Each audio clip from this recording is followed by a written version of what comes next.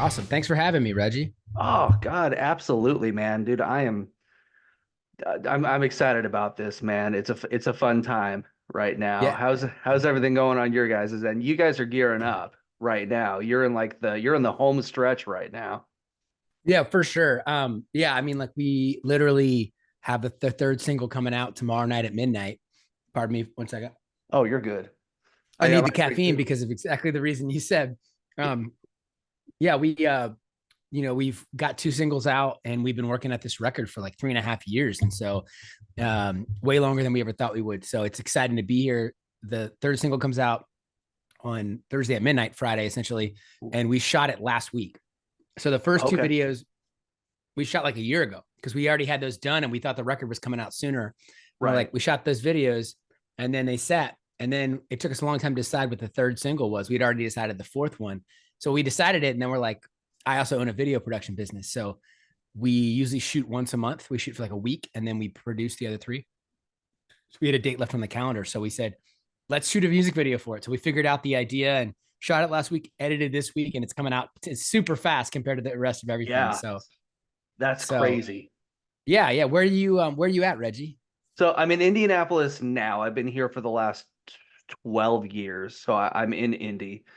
And it's really, really cool that we're doing this interview because almost 13 years to the day, I interviewed you guys for HN Magazine when I was interning for them back in 2011. Okay. Was that for Behold? It had to have been. No. Behold wasn't until Let's see. It would have 2013. So it would been have Broken been, Voice, maybe? Broken yeah, Voice, yeah, yeah. possibly. As I Hmm. think that was the one. I had just come on as an intern with HM. You were the first interview I Oh, did. wow. The first Awesome. article I did with HM. And here we are 13 years later. Here we are, Reggie. Running my own publication, my own outlet, and we're doing it again. Yeah. And we're not that far apart. I'm in Louisville, Kentucky. So we're just like, Oh, we're like super 3 hours, two close. and a half, 3 hours. Yeah, Not that's even like an awesome. hour 45, dude. Come, Yeah, come hang out, Reggie. I will. I don't tempt me. I'll do it. Don't tempt you with a good time. Yeah. Let me know when you're coming to town. We'll grab a meal for sure. Okay, yeah, I'm not far away, so let's rock and Awesome. roll. That's Yeah. Thanks for awesome. having me, man. Oh God, thanks for doing this, man. Um, this record, it's coming out in a couple weeks. Is it pronounced Loriella? Nailed it. Awesome. This is artistry at its best, man. Oh, thank you, man. Yeah, so many.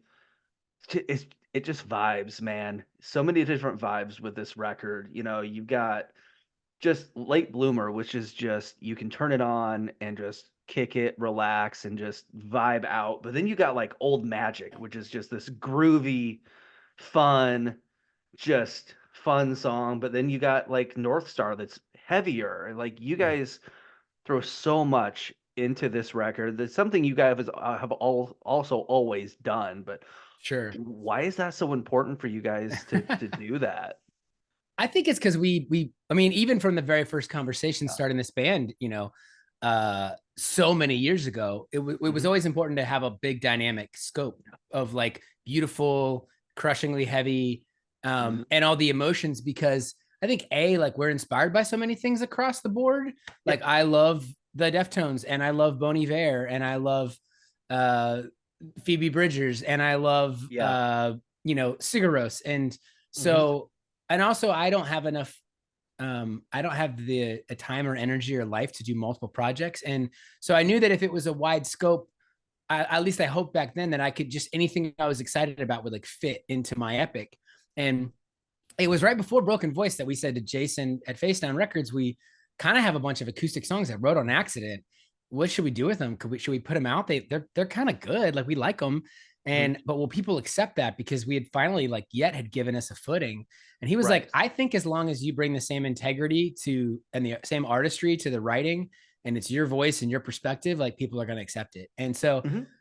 for better or for worse, Broken Voice was like everybody giving us a thumbs up. And Yeah. so ever since then, we've just like we are always interested in like I think bands can jump the shark sometimes when they want to shake their identity, their artistic Mhm. identity, and it's like or if they stop evolving because they're afraid of losing the fan base. Those are both like Yeah. two ditches. And so we always are like, how can we use the term like we want every record to be the right amount of different. Like Hmm. we're and partly because we're interested in if we're artists, then like there's songs like this week that have me inspired that are new. Like so there's new stuff that wasn't with me 15 years ago. But also it's like I don't want to lose sight of like kind of what my identity is as a person Yeah. and like try to be somebody I'm not. Hmm. And I also want to keep evolving, which means like you're going to try things that don't work. And with this record, with signing with Tooth and Nail and us Hmm. deciding for once we're going to just take our time. We're not going to, usually we'd write the songs like 80% and then get the studio on the boards. And then it would just be like, make it all as good as you possibly can. And there'd be a feeling afterwards that like everything sounds great, but there's a few songs on every record that didn't quite work the way we wanted them. They didn't sound, they were good, but they didn't work the way we wanted them to work. Right. And so let's take our time and let's trust that we have now that we're all mature artists. And so yeah, it was totally different, and it's a very maximalist record. I'd say it's a long answer to your question, Reggie, but I think, but I'm excited to talk about it. Actually, the first few interviews went really poorly in my mind. I don't know if anyone else would think that, because for the first time I felt like I didn't have anything to say. Like it's all on the record, and Okay. and that was a cool feeling of like, oh, I don't need to put it on a plate for people. Like they can just Hmm. listen to it because it's all there. Yeah. But the other big change was we still worked with Matt Goldman to like do the final like bit of production and writing and drums.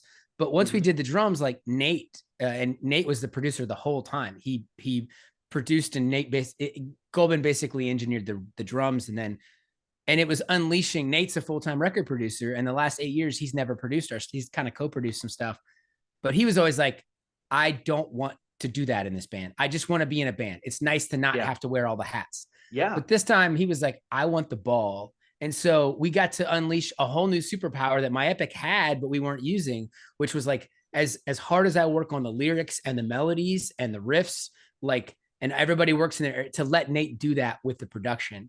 And and so we were able to go like, okay, this song can be this thing, and we can. It is very maximalist. We didn't want to overwrite, we didn't want to overcook, Right. but it was like, yeah, we're getting older.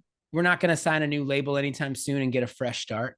So Hmm. let's like do it all until we're like, not it's perfect, because I don't think that you'd ever use that term about something you're making artistically, but it's right. It all feels right.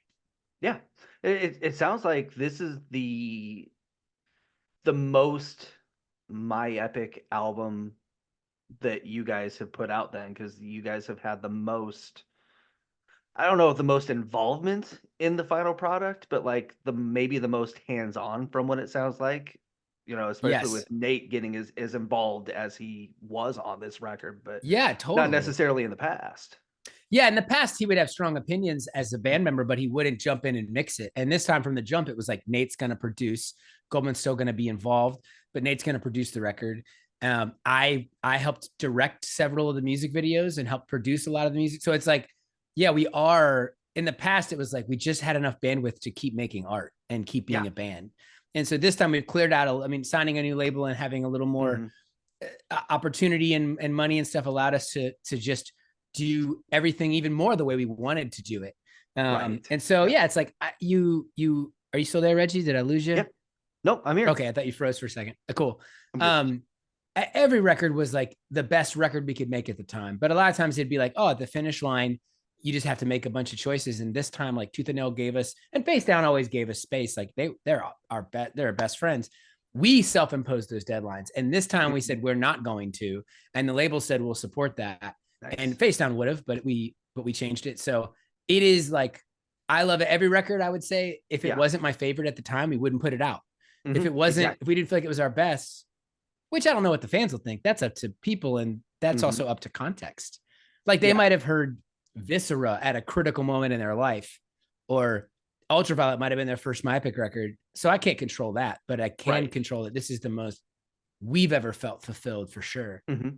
Yeah, for sure. And talking about like jumping the shark, there's also bands who, maybe like a single blew up and got super popular, so they just decided to go that route and completely Mhm. abandon what got them to the dance.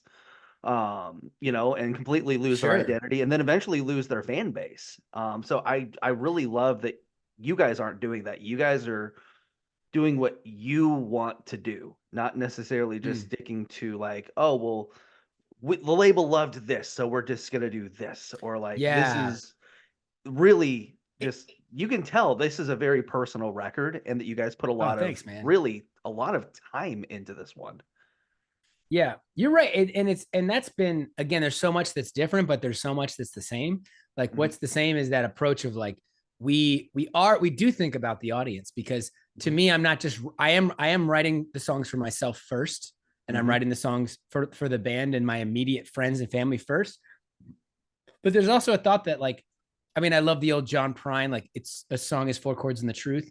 Like, you're trying to get to something so true and universal that it will reach lots of other people, and you'll be able to connect, and it's valuable. So you do think about that. It's not the first thought, but I do think that if you're chasing the crowd too much, you can end up making a record that you can't stand behind. You're like, well, this is what we thought you guys wanted. And then the crowd's like, no, we didn't want this. And then you can't go, well, at least we like it.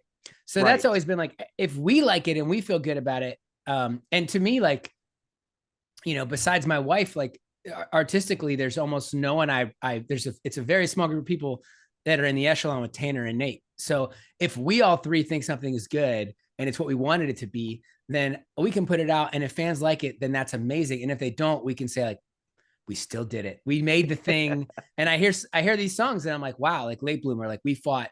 That song is so different than when it started. We completely threw away two whole versions of the song.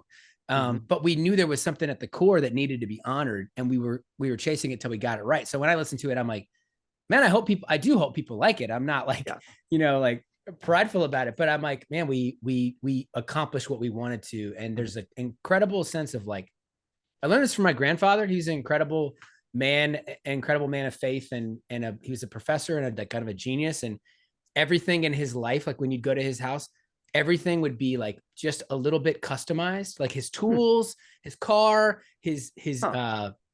his like lawnmower, like everything would be like, well, I use it all the time, and I always wish that it had a handle here, or always wish that the bag did this, or always wish that the stairs were this way. And he was smart enough and gifted, he would just do that. That's And the thing I awesome. took away is he was an incredibly humble man, and a person Hmm. who, if you grew up in a especially in the Christian tradition, like, pride is a bad word, and I understand why. But he would always want to show you what he did. He'd always be like, "Yeah, let me show you what I did," and he would show you what he made. And there was this really beautiful, a humble pride Yeah. in, like, I got to make this. I had this idea, and I got to.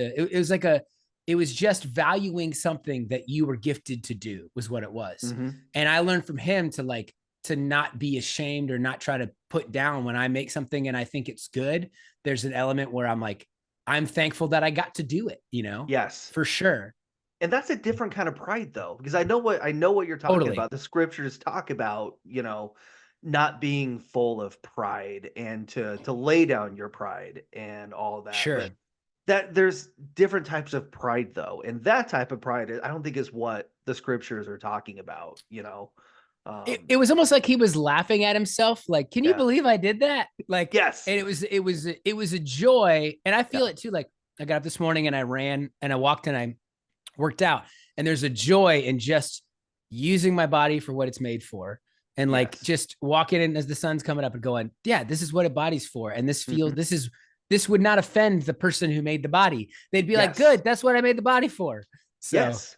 I have that all the time where it's like I'm setting up interviews like crazy all the time, and I'll call my mom or a friend who I might know who the band or the artist is, or I called my mom mhm. about what this interview today to tell her the story about the HM interview, and Oh, cool. so excited. And then one I have Hi, Reggie's mom. she will be watching. Hi, mom. Thank you. And then I told her about what I have set up next week with somebody, and you're excited about it because, like you said, you're excited that you get to do it. But there's a difference Mhm. between that and acting like you're better than the person you're talking to about it, or having that aura. Yes. And I feel like that's what the scriptures are talking about. Don't be so It's so. also a Yeah, Yeah, it's don't. also a reverse of like, as Yeah. instead of like I'm cool and my identity is solid because I got to do X. It's Mhm. like, well, of course I did X because that's how I made. Like that's the thing I do. Yes. It's like it's just taking. It's good to take, and this is a theme on the record. It's good to take pleasure in a good thing. Like it's Mhm. not wrong if someone cooks a good meal. It's not wrong for you to be like, that meal was amazing. Thank you. You cooked it so well. Mhm. For sure. Yeah, and it's a difference. There's a difference between that and yeah, of course it was good. It's better than anything anyone else has ever made ever. Of course it's good. I'm the best. Like huge Yeah, difference that's not there. good. Yeah. No. Yeah. Um, I don't, and I don't think, yeah, I don't know what people are going to think about the record, and that's none of my business because they'll think what they need to think or what they want to think or whatever they do think. But I know how I feel about the work and doing the work, and that is incredibly grateful mhm. and gratitude for sure. And it took a long time, but I mean, it was. I enjoyed the work itself, even though it's really hard, even though it takes a Yeah. long time. Like there's the old saying that like the real reward of good work is that you get to do more, so you better like the work. Like if all Yeah. you want to do is get the reward of like being famous or being an artist who's done something, it's like, no, honestly, my first goal with Loriella, uh I guess after all the artistic ideas that I'm trying to get across, the first like practical goal is like that they'll let me make another one. Mhm. Like I like making things with my friends, and I like Mhm. making things about what is significant to me. Yeah. And when I listen to a lot of the songs, I mean, this is kind of what I take from it just musically. Really kind of reminds me of Deftones meets Dayseeker a lot for some Okay. reason. Yeah. Okay. Which I think is a really cool I've dichotomy. yeah, I've met Dayseeker. They played with us once years ago Oh, on shoot. like Nice. on I think on some of the Viscera release shows. They were like they were on tour with Wolves at the Gate, and we Oh, were wow. doing a headliner, and we played a show together in Virginia. And I'd never met them before or since, but the lead singer came up and was super nice, and he's like, "Oh, I loved Yet and Behold," and I'm so glad. And I was like, "Oh, cool." And then I heard Nice. a few years ago, like they're friends with our buddy Silent Planet, and they Mhm. were like, "Oh yeah, Dayseeker's like really kind of figuring it out." And then I just Alex, who plays drums for us now, is also in Silent Planet. And Oh, he was like, "Oh nice. yeah, we're going on tour with Dayseeker." I'm like, "Oh cool." He's like, "Yeah, they blew up." I was like, "Awesome, good for It really them." did. So Yeah. yeah, good for them. Like Yeah. pass them down the table, please. But the yeah, Deftones are huge. I don't know Dayseeker's music well, but I remember what I did hear. I think that was something we have in common in our DNA is heavy melodic. Um, Yes. Yes. Yeah. was just like loving things to be heavy, but they can still be beautiful, which Mhm. is also something that I think we took a lot of like shoegaze cues from, which is I know the Deftones also like, Chino takes a lot from early shoegaze of like, you're using fuzz. You can use a fuzz pedal to make a crushing doom metal riff, or you can use it in a way that it actually sounds like a bunch of cellos and it sounds beautiful. And we're a band who happens to like both applications and use both. And that's a great analogy of like both of those. So yeah, Deftones is for sure a massive Yeah. influence, and we always talk about them when we're talking about heavy stuff for sure. Yes. It's like, do I want to mosh around my living room or do I want to sit back and just kick it and just meditate while I listen to the music? And I can't decide which one I want to do more because they both make Yeah, sense. They both make sense. yeah. And I You know. haven't. That's awesome. That's a huge compliment. And I haven't, like I said, I haven't listened to the new Dayseeker stuff. I haven't not listened on purpose. It sounds like I need to listen. But I would Easy. bet the other commonality is that it's very futuristic production, even though Mhm. it's drawing on a lot of cues from like grunge and there's like a hint of shoegaze and a hint of the Deftones. That there's also like very modernistic, futuristic choices in production, and that is important to us too because we also most of what we listen to is incredibly current music, and so Yeah. that mixture is like, yeah, we're definitely drinking from the same water. But I take that as a huge compliment for sure. Absolutely. What was it like finding a new label home during the pandemic? Because you signed with them in 2020 and Yeah, nothing was going on anywhere. Everything was shut down. Did that help the band signing I and finding a don't. new home, or did it make a difference at Yeah, all? I don't think it. I don't know that it definitely made a difference in us taking our time with the record because I had the pandemic was a stall, and then I had a Mhm. baby, which took a little bit off the board. Nice. Me Then Nate too. had some health stuff, and he was producing and a member of the band. And then on top of that, there's just it takes a lot longer to write a full length, like way more than it does to do an Mhm. EP. Yeah. So the nice thing about the pandemic was the label was like, everybody sort of gets one card to use the pandemic and say, okay, we're back now. And he's like, and so people, even though it's been a while, you still kind of have a little bit of that on your credit. Mhm. So the label encouraged us not to rush, but the signing thing was pretty quick and pretty easy. Honest, like the only hard part was deciding to do it because we'd been with Facedown for so long. Yeah. And Jason and Virginia, Davey and Shannon, everybody that runs the label is like family to us. You know, I Nice. literally text Jason regularly. We're just they're one of my best friends. But it was clear that like the last 3 EPs we were really proud of them and we were thankful for what they did, but it felt like we were just hitting a ceiling. And so we needed to change. We weren't going to stop being us. So that wasn't going to Right. change. And at the time we weren't going to shift any members. We didn't feel like we needed to do anything like that. But it was like, well, what can we change? And our manager, Blake, who's an incredible, sweet guy, was like, maybe a different label could just offer you a new audience to aim you at. I mean, like Facedown had always been a weird fit in the sense that like there's no one for us to draft off of. You know, like Mhm. it's not like we're signing to some label and they're like, oh, we can send you on tour with uh X band who is sort of in your wheelhouse, and Yeah. half of their fans will love you, and you'll immediately like grow a bunch. And so Facedown felt like home and felt like family, but it was like maybe someone else would be able to do something different. And so our management reached out to a bunch of labels, and we had a long relationship with Tooth and Nail because Nate's actually produced a bunch of records for them. We've Oh, taken their bands nice. on tour. We're friends Nice. with a lot of their bands. So it wasn't some big weird loss. It was like, oh yeah, Tooth and Nail, we love those guys. They're great. I mean, now the 14-year-old in me was when I thought about it, was like, oh, this is crazy. This is like one of my biggest goals when I was 14. But Mhm. now at the time in my later 30s, it was like, oh, this is still rad, but Yeah. I just know these are good people who we're on the Yeah. same page and will work hard. And they were able to offer us a bunch of things that we didn't have access to before. And Jason gave his blessing. He's like, man, if they can offer you that, you ought to go. And he's like, in a perfect world, you know, we have 7 records with Facedown. And when you make a new one, you also spike the back catalog. So our hope is that we're just increasing our family. Like we still talk to Jason, they Mhm. still have all those records of ours. So yeah, I don't know that it mattered much. It was like they offered us and it was a great offer, and we signed, and they were like, yeah, we'll wait as long within we know you. And we were showing our work too. It was like, hey, here's some stuff we've been working. Here's the thing. They were never asking. I would call Adam and be like, hey, just want you to know we're working. Like we are working.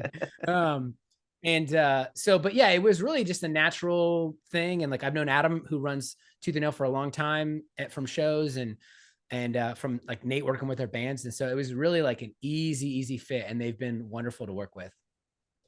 What was it like? I know from my experience because we also had twins during the pandemic. But what was it like for Oh, wow.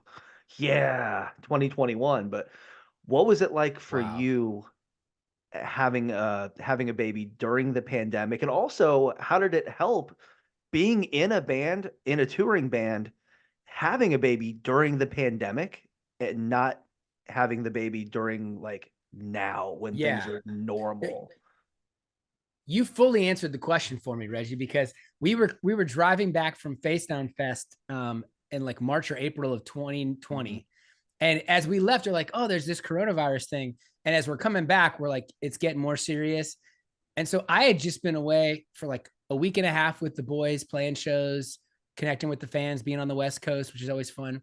As Yeah. we're driving back, like almost as soon as we got home, the world got shut down. Mhm. And my wife was like 5, 6, 7, 6 months pregnant, something like that. And so they were like, you have to stay inside. And I was like, that sounds great. Like Yeah. Yeah. I love my wife. I hadn't seen her in like 10 days or 2 weeks. And like we were nesting and doing all these little projects around the house. And so it was almost like, like, no offense to anybody who thinks I'm making light of it, but it was almost like chef's kiss. Like, Yeah. yeah, I'm glad to stay in my house for a while and just nest. And then we had our first daughter in August of that year, still Oh, kind of wow. prime. Thankfully, they had just started letting like the spouse could go in with the wife. Yes. Oh no, they started letting one other person. So I went in, and then Jeremiah, who used to be in the band, his wife Megan went as our doula, and so they Mhm. let her in. And so it was kind of like I wasn't stir crazy because I just traveled a bunch. And it Yeah. also kind of like calmed our nerves down, like that if everybody we knew was like putting out music and touring, the pressure would have felt like a lot Yeah. more. But you're right. It emotionally made it easier to take a break because like Mhm. everyone's taking a break. Yeah. And there's more important fish to fry right now, which Mhm. is this incredibly bad disease that's killing so many people, and that requires and deserves us to like do things differently for a bit. So yeah, man, it was interesting timing. Yeah. I don't, if we have another kid, I don't wish that on the world, but it did work out well for me. Yeah. I should say I did get it twice, and both times it was absolutely the sickest I've ever been. And the Mhm. one time I kind of thought I was going to die. Same So here. Yeah. I don't mean to make light of it. I had it once and I'm like, this is how it ends. This is it. Yeah. I'm not Oh, gonna wake dude, when I up. started Like having it's breathing problems yeah. at like in my physical prime, like I was like, yo, this is bad.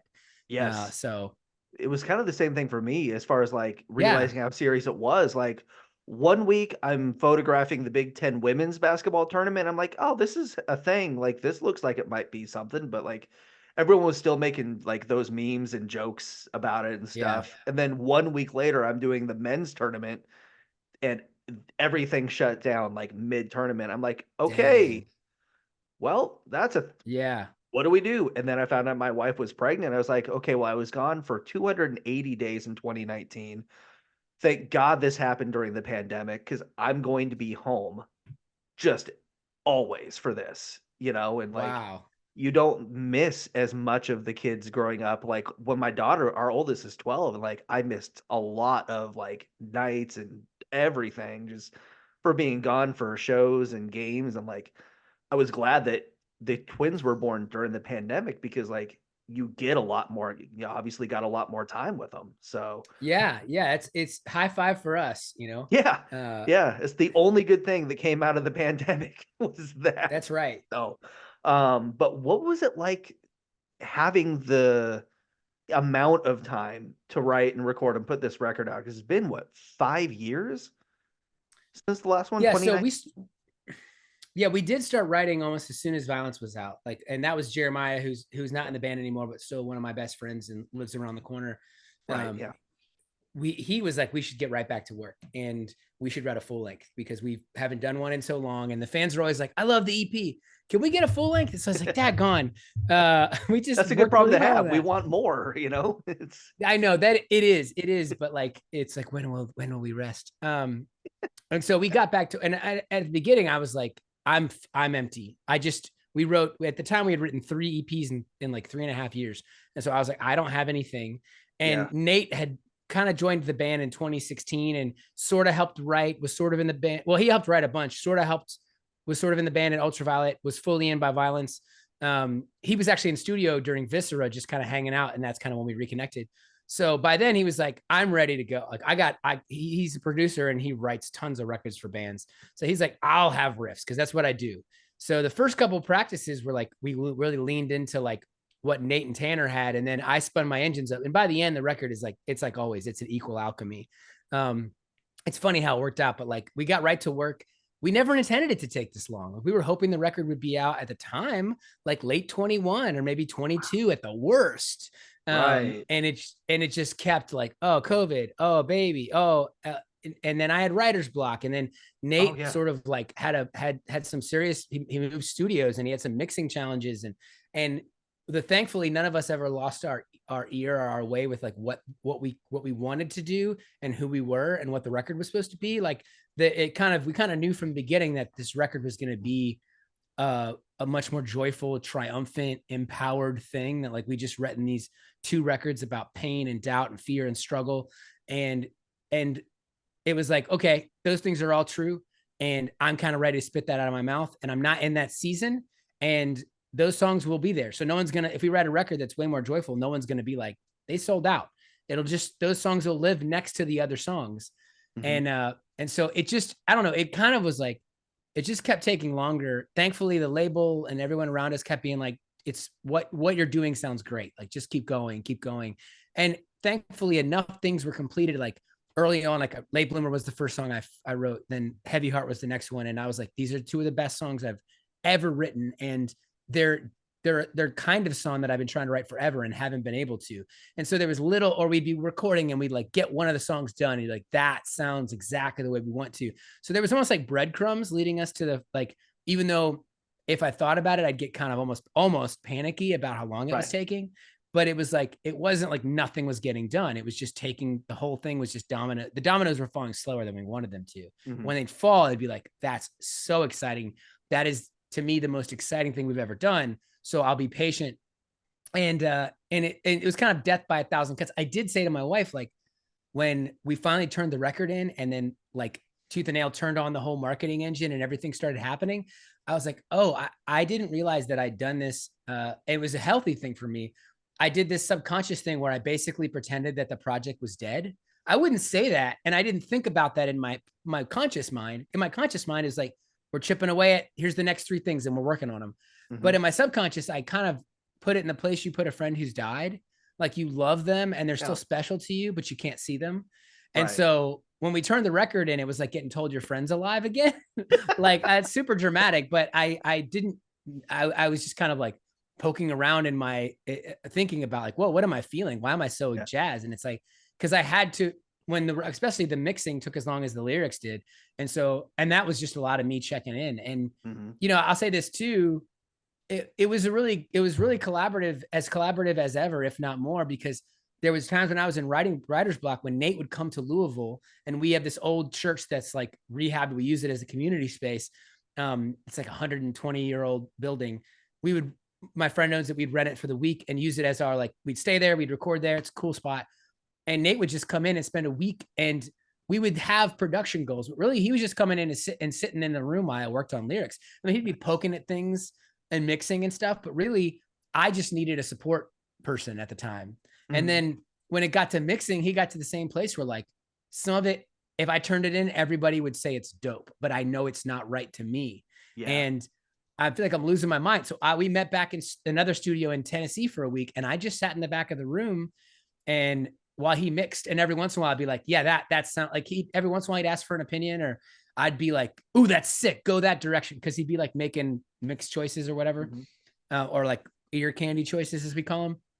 And otherwise, like, I would work out in the morning, and then I would check my work emails, and then I'd play Switch for like 3 hours. But it was just like fully supporting each other. Yeah. It was really beautiful. So thankfully, no one told me then it was going to take this long, or I would have just died. I feel like that's a lot of bands when the record is done, they've spent there's certain records for certain bands where they spent so much time, put so much of themselves into it, so perfectionist about the product that when it's done, they're like, we're good. Like, it's like, give me Yeah. space, nothing to do with it for a while. Not gonna listen to it. Let me know when it's ready to go. Like, It's funny. so many I know times. lots of artists, and some of the guys in our bands are like that. Me and Nate are not. When we finish it, we jam it a lot. And I'll admit that's Really? embarrassing, but I'll admit it. Yeah, No, because that's awesome. it's like, not because I think we have better songs. It's not competition, or not because I think like I'm too high on myself. It's just such a gratitude of like, oh, this is, You're I proud. mean, we're fighting to make something that is like, I could write 10 songs today. Easy. I wouldn't like any of them. None of them would be Mhm. important to me, and you'd never hear them. It takes so much work to make something that surprises me and excites me. And Right. so when we work this long, and then we're able to take that long to get the tone and everything's matching, like, that's why we threw whole songs away, because like, we usually start by writing riffs, and then I write the lyrics, and the melodies kind of evolve as the riffs, as the song does, and then I go back for a long time and work on lyrics, and the melodies change a little bit. So sometimes it's like you get to the end of that road and you're like, hey, the original riffs and the song don't match anymore. Like, and so that's why we'd have to strip things away. But it was incredible. It was incredibly wonderful to, like, for once go, we're gonna do it. We're gonna throw 4 days in the studio away in the trash because it's not right, and that song deserves to be right, and chase it. And so, yeah, I will jam a record a bunch when it's out, and also because for me, I didn't produce it, so Right. for me, it's like every time I listen, I'm like, listen to all that sick stuff Nate did. My guy killed it. Like, I'm like, my homie did it. I do a lot of work in pro wrestling, and when I'm involved with a match or I'm up close to a match, and you can tell when it's magic. You can tell when it's great. There's just a Mm, difference, a feeling you get mm. when a match is done and it's as good as it can get. Is it the same way with you for music? Like, when a song is done, like, that was something special. Yeah, and I want to say that in a sense of like it's special to me. Like it's special to me. Like everyone will decide what's special to them. Like I don't want to say like Mhm. it is special or Right. art is a competition, but like it's special when it's like, yes, everything. Like I just sent the music video. We shot last minute the make believe music video, and I sent it to all the guys for approval because we're not in it. It's the one video we're not in. Hmm. It's the artsy one. Oh, yeah. Okay. But it was like it just made sense to do that because we just had two big band music videos and we couldn't all get together. And then the idea wanted to be knew what it want. We knew when you're settling on an idea, it's almost like I always describe it this way, Reggie. Making anything that seems special to you as a creator, whether it's a song or a music video or anything, writing a book. And every time I talk to creatives, they always agree with this. So far, it's like when you're getting to the good stuff, it's like you've reached through a portal into another dimension and you felt the shape of something. And then you come back to the pottery wheel and you're trying to shape it and you get close to being done. Maybe you're like working on the arm or something and you go, and we'll say this a lot, like chorus isn't right. The bridge isn't right. Uh, or like the color of the video is not right. We got to adjust the colors. What do you mean not right? Like there's no standard. You're making something up. Like it doesn't Right. exist. So what do you mean it's not right? Like it's whatever you want it to be. But it's because there is something you're chasing. There's something that you're, whether it's that feeling that initially was the idea of the song or the video. And so you have to, it's hard. You go back into this headspace where you're trying to reach back through that portal and eventually you find it and you work again. And then you go, that bridge is right. Like Mhm. that is the chase feeling we're chasing with everything. And we're trying to never release anything unless we feel that way. Cause I know we felt that way tons of times on songs that are still special to us that almost no one mentions. And we've also felt that way on tons of songs that a lot of people have told us, like, that's my favorite song or that's really important to me. So I can't decide when they're gonna when other people are gonna feel that way, but I can make sure that everything I put out, I mean, I write tons of stuff that we don't put out, but everything we put out hits that feeling of like something about it is right and it feels special to us and it's saying the thing I needed to say. It's scratching the itch I needed to scratch. Like it's really hard for me to explain how like Of Wilderness off of Ultraviolet is a really special song to me. I don't have any language other than it's a song I tried to write lots of times before. And even some of those songs are out there. They're released, they're on other records, and they might be good, but they didn't hit the right thing I wanted them to. They didn't quite add up to it. And when I even now when I listen to Of Wilderness, and I can say this about a lot of our songs, that one's right. Like it's something about it. It achieved something I was stretching for. I can't even put language on, not like in its goodness, but in like in the way it is. It is the way I felt it in the portal, if that makes sense. Yes. The portal and feel, that's exactly what like, that sums it up, like, yeah, you whether it's a song or a music video or a wrestling match or a wrestling promo or a review on my end, like, you Mm-hmm. just I'll get hung up on just one word when I'm writing a review. Like, "Ah, no, that's not it. What's the word? What's the word?" And you just you can feel it when it's right. And, like, you can't Yes. describe it to anybody else other than, like, other creative people, like you said. It's like, you just can feel when that's the one right there. You can just feel it. Like, Yes.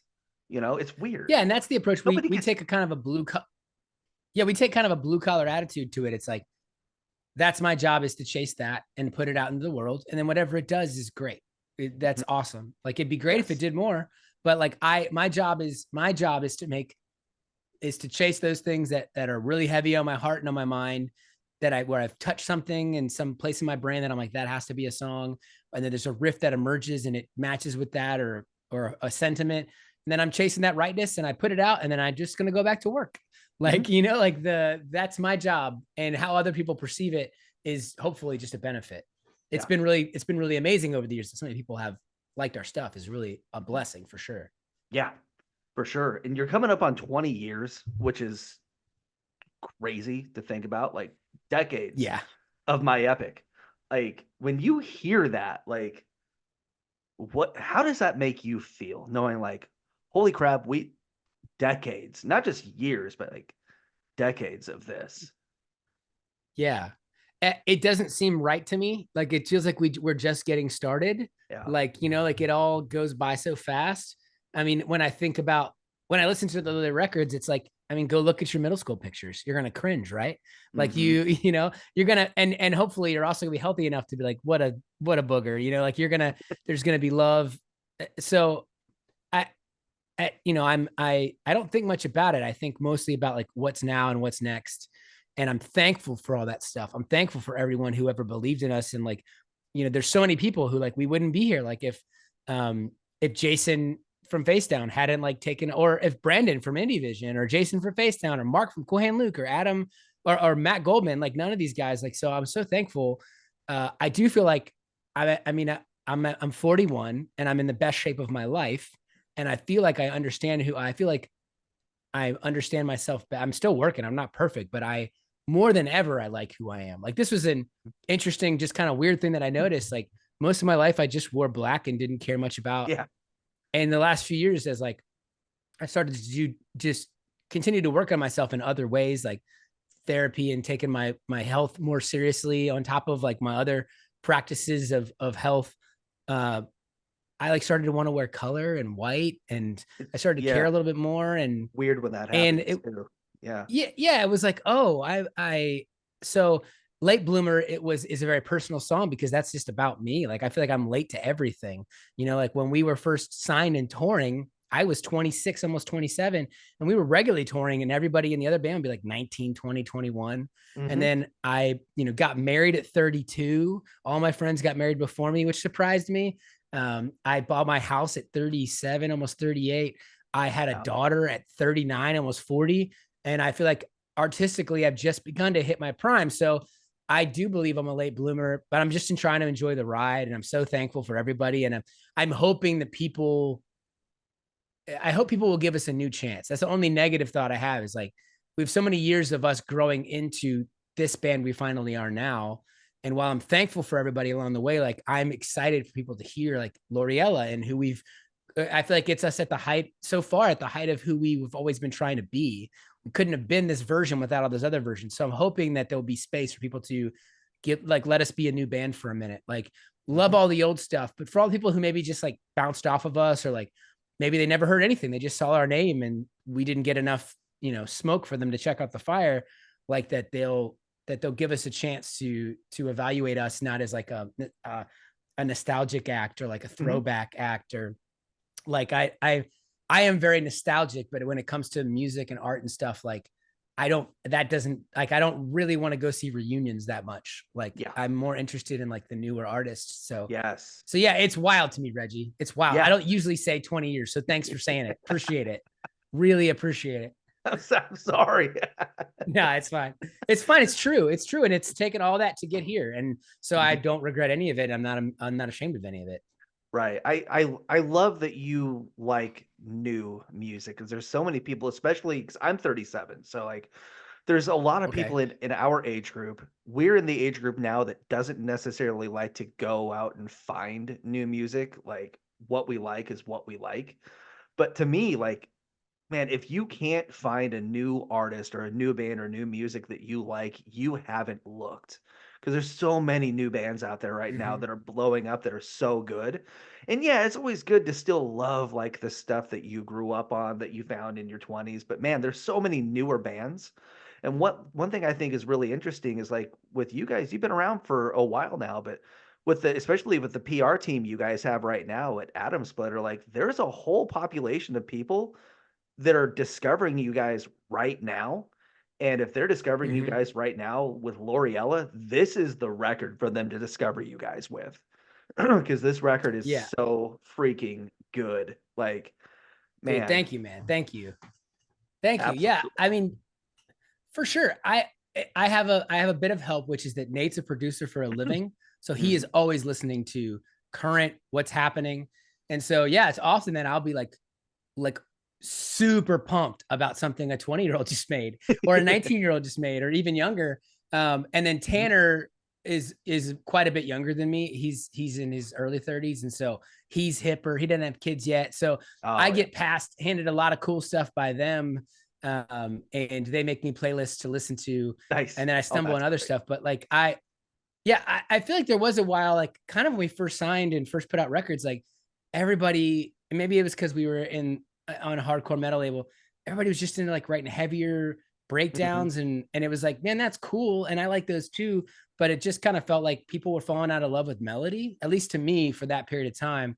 Yeah. And so about 2015 or 2016 when kids started getting into early emo again, like really early emo. Um, like the Promise Ring and all, not My Chemical Romance, not to throw shade at them, but like really early stuff. And then early shoegaze and early dream pop. It was Mhm. so exciting to us because we're like, and people were like talking about the Smashing Pumpkins again and all the stuff we grew up on. It's Yeah. like it's circling back around to the stuff that we liked when we were 15 and 16 that's still at core of our musical identity. And Yes. so I always joke like it was like the kids decided they like melody again. And it was like, oh, maybe we can win. Like, because for a while it was like we'd be the band and it'd be like, man, all the cutting edge stuff is like, how can you get heavier and more Oh my aggressive? god. And Yes. so It it's been fun to see like melody and then social media empowering kids. I don't do a lot of social media. I've started to do it for the band and enjoy it, but yeah, it is fun to see how things come back around and to feel like, and yeah, to have the whole team at Adam Splitter and Tooth and Nail helping us is incredible. Like we're hoping that like, yeah, we are not looking to um shirk our tradition of who we've been. Mhm. We're just looking to continue to evolve and hopefully it'll Yeah. find a whole new group of people and then they'll realize like, oh, this Blacklight song popped up. It's dope. And oh, this Right? Hail song or whatever, like, like that they can follow the breadcrumbs back and enjoy the whole journey. Yeah, there was that weird time where, like, it was all, like, For Today and A Plea for Purging and The Great Commission and Close Your Eyes and, like, so heavy, and you get to points like, "Can we just get some lyrics we can, like, sing along to and understand?" Like, just some, like, clean vocals for a little bit, because that Yeah. was a Well, and weird and time. all those guys are like, yeah, all those guys are our friends. Like they're Yeah. all, every band you just I mentioned love are all literally our of friends. them. Like, they're all Yeah, so I good. did, and I appreciated it, but I was like, man, if this is what everybody's interested in, I think we're showing up to a gunfight with knives. Like we're not bringing what people are. When we're still gonna do what we feel Yeah. is true for us. But I didn't hold anything against people. But when it started to turn back around and like I remember we were on touring for Viscera, and we stayed at this last minute. We got this guy's like, oh yeah, you can stay at my house. I love you guys. And he had a 15-year-old son, and his kid I don't remember talking to him at the show. I remember he was there and he was having a good time. And then we were talking about the house and I was like, "Oh, I can tell this is a cool kid. Like I could tell he's cool." And I asked him what music he was into and he said American football. And at the time I was like 35 or 36. I'm like, "That's one of my favorite artists." Like how do you know? And it wasn't because of his dad. It was like he had found American football and I was like, "Oh man, this is so." And then he like got me into all these other. I didn't know about the whole. I was a little late to the whole at the time. The new wave of like emo and shoegaze stuff, and so he turned me on to it. And I was like, "Ah, yes, this is awesome." That's awesome, man. Loriella, June 28th, Tooth and Nail Records, man. What does the rest of the year look like for you guys? The record's out in just a couple weeks now, so I mean, what does it look like hitting the road this year? I mean, Yeah, it's obviously we want to tour. We like touring. We like playing. We like going anywhere we can go and playing music for people who want to be there. I mean, obviously, all three of us are own our own businesses. I'm a film producer. Nate's a record producer. Tanner owns basically a coffee empire, and we all are married. And I have kids. I have a kid, um, and so the equation's different. Like we have to kind of mhm, pick our spots. Like if we could, we would go on tour for like a couple months at a time and play yeah, everywhere. But so right now we're playing, excuse me, audio feed and a couple shows nice. next month when the record comes out. And so that'll be just kind of a weekend of release shows. And then we're playing Furnace Fest in October. And we're that'll be really fun for sure. We're hoping to like build a little tour around that, maybe do some Southeast shows and stuff. Sure. And then it's just kind of like we're hoping that the new record will put us back on people's minds and that we'll get, we if we only get to tour X amount of weeks per year, we would prefer to go to do support slots because Yeah, our fans can come and hear us and see a rad show, but we get to make new fans. And yes, we make a little more money when we headline, not much, but to us, we'd rather make more fans than more money on the show night right now. yeah, And so we're sort of kind of if we don't get if we don't get other, I mean, we if we don't get some of the offers that we'd like to get, then we'll put together some kind of headlining stuff, later nice. this year, early next year to support the record. We're gonna play shows. It's just a matter of like right now we're kind of just like seeing how the record kind of like spins Mhm. things up. And I don't want to use, like, if I can only be gone for so many weeks from my family and only want to Yeah, be gone for so much, yeah. I don't want to use them on headlining slots unless that's the best option. Yeah, what makes So the yeah, most audio business feed. then? Yeah. Like what's going to grow us and what's going to allow us to make more stuff that we like as well as we can make. I mean, our ambition's only growing, right? Like we're Yeah. Mhm. more, that's the problem, is we're more empowered. Like this record is so exciting that it's like, okay, now what can we do? Yeah, Like we're directing and producing our own music videos, and we're seeing the value of that. So what can we do next time? I'm already dreaming about stuff. So that's awesome. Man, it's just getting started, man. It's heating up. I love, love, love, love, love this record, man. You guys killed it, dude. Hopefully I get thank to you, see you man. guys. Absolutely. Hopefully I get to see you guys live on this tour, on this album cycle. I'm sure I will. Man, thank you so much for doing this today. This has been a blast. So Dude, Reggie, it's good to see you again. I hope we yeah, don't have to wait 11 years to do it again.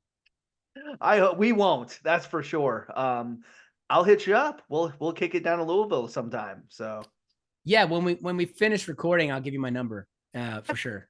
yeah, definitely. And man, Cool. thanks again. Have a great afternoon, and we'll talk Yeah, again thanks and soon. congrats on all your success with Front Row and everything you're doing, man. Oh, I appreciate it, man. I really do. You guys make it worth it.